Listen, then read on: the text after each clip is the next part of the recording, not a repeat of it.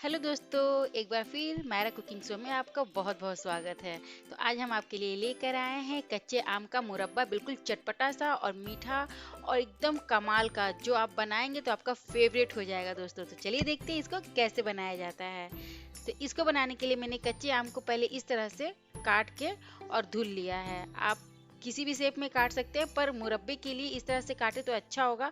और इसमें मैंने थोड़ा सा ऑरेंज फूड कलर डाला है। अब इसको हम बॉयल करेंगे। बॉयल हम 5 मिनट करेंगे और देखते रहेंगे कि कैसे बॉयल हो रहा है। मतलब कि बहुत ज़्यादा बॉयल नहीं करना है, ओवर कुक नहीं करना है, बस इतना ही इसको हमें बॉयल करना है कि ये हाथों से हम जब छुएं तो ये सॉफ्ट जैसा लगे। बहुत ज़्यादा ना करें, वरना ये बिल्कुल मतलब उसमें मिक्स हो जाता है और चटनी बन जाता है इसका।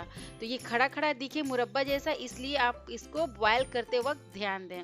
अब एक कढ़ाई लेंगे, उसमें हम 2 चम्मच तेल डालेंगे, साथ ही थोड़ा सा जीरा और लाल मिर्च 4 मैंने लिया है, इससे बहुत ही अच्छा टेस्ट आता है। थोड़ा सा सौंफ। जब इसका ये सब मसाले थोड़ा सा भुन जाएं इस तरह से, तो अब हम इसमें डालेंगे अपना बॉयल किया हुआ आम, और जो बाकी का पानी था उसको आप तुरंत छान लें। इस तरह से कोई भी छन्नी ले ले और उसमें छान ले।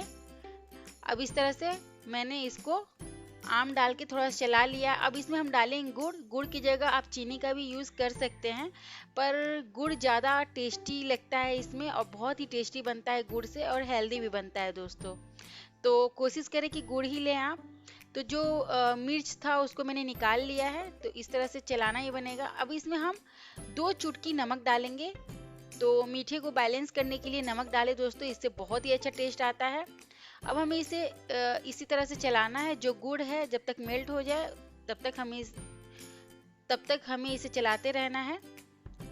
अब देखिए मुरब्बा हमारा बिल्कुल तैयार है, बिना किसी मेहनत, बिना किसी झंझट, बिल्कुल आराम से मुरब्बा बनके हमारा तैयार हो गया है। यहाँ पर फ्लेम बिल्कुल लो रखें।